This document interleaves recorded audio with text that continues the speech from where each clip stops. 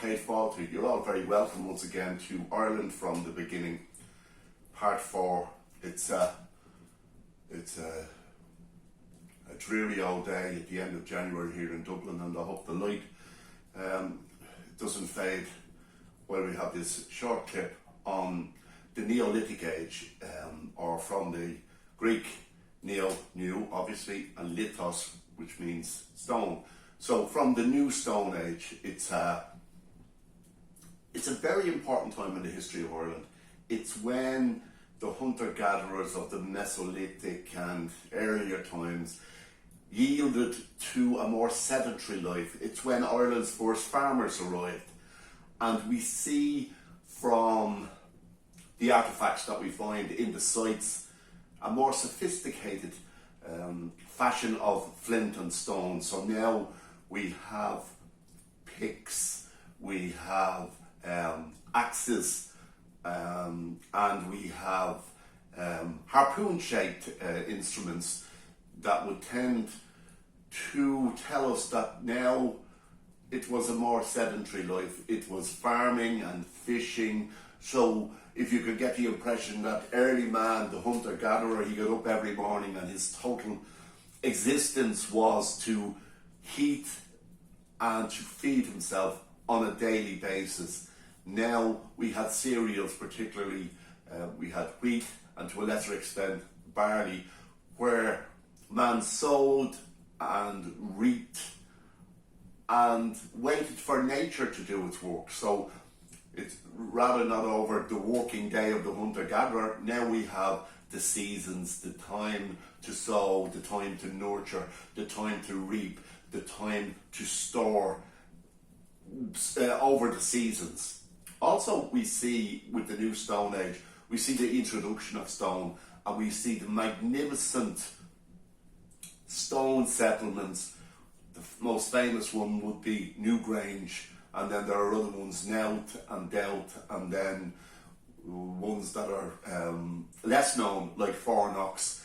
A lot of them gathered in that magnificent Valley of the Kings, called in Irish Brú na Boine, as in the valley or the metropolis of the Boyne. The Boyne River was the major river just above Dublin, 30-40 miles above Dublin, that went very much inland and created a valley. So if you look from Fornox, the top of Fornox, Neolithic settlement, and look over the valley, you will see Knelt, you will see Delt, you will see Newgrange, but there's also other mounds and humps and drumlins that you would see that haven't really been discovered, but I suppose enough has been discovered, and there's no need, I suppose, to unearth anything else.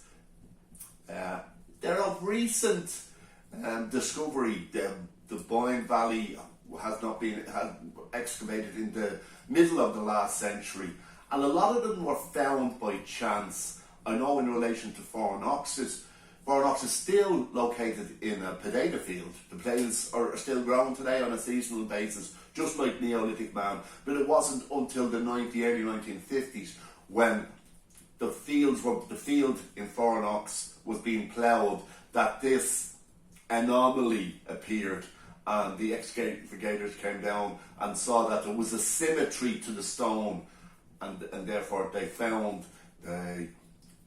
not a ring fort but a ring settlement. And I suppose the rest is history with Fornox. Indeed, on the other side, the corollary of that is that perhaps a lot of these Neolithic settlements were actually ploughed into the ground without any further exploration or archaeological exploration there. So we're lucky to have them. And there is a hierarchy of them. If you take Newgrange is larger, it's on a bigger mound, and it's pointed towards astronomical phenomena like the solstice on the 21st of December, where the light from the sun, if it can be seen in cloudy Ireland, comes right through the passage and into the chamber and lights up the chamber. So obviously we can see that Neolithic man had a lot of time to watch the sky, like we watch television now. Neolithic man would observe the sky and observe the seasons and observe the movement of the planets and maybe the constancy of the northern star. That would be the main, the top of the hierarchy of these settlements. Fornox would be below it. It probably would be a family who would gather together inside the settlement, and there was this continuum, there was this link to the past where they kept their fallen ancestors, their decomposed ancestors, in with them. And when Fornox was excavated in the 50s, a lot of ancient bones were found there, half charred, in sacrificial altars. There's 3 of them in Fornox. Also, from the written side, is we start to see calligraphy, hieroglyphics. I'm not going to say that they are very simple, but there's stuff that we can't understand. But it's the first time in ancient Irish history that people are sending us a message. The fact that we're too ignorant to understand the message is neither here nor there. And we see this to a greater extent outside the great burial tomb, passage tomb of Knowth particularly, and to some extent, we see it in the great burial tomb of Newgrange.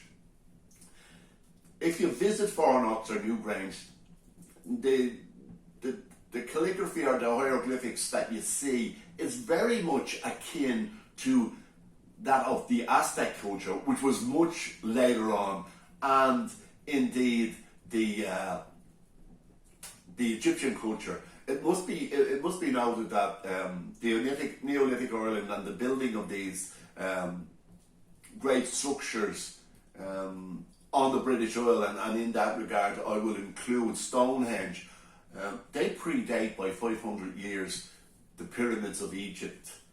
So the period that I've been talking about is 4,000 years BC. So we had the Mesolithic, and then we had no gradual movement from Mesolithic, from hunter-gatherer into farming. There was a definitive gap, so something must have happened, maybe a mini ice age or climatic events. And then we had the Neolithic age, as I said, the New Stone Age, that moves then into the Stone Age itself. But more about that next week. I hope you keep well during the week and the weather gets a little bit better as we get into February and St. Bridget's Day on the 1st of February. I'll just quote an Irish poem.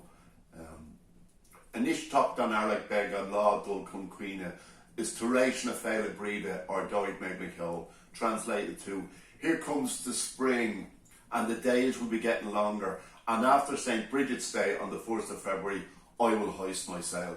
Idir an Darling, Gavesh Shlán, and I'll see you next week for part 5.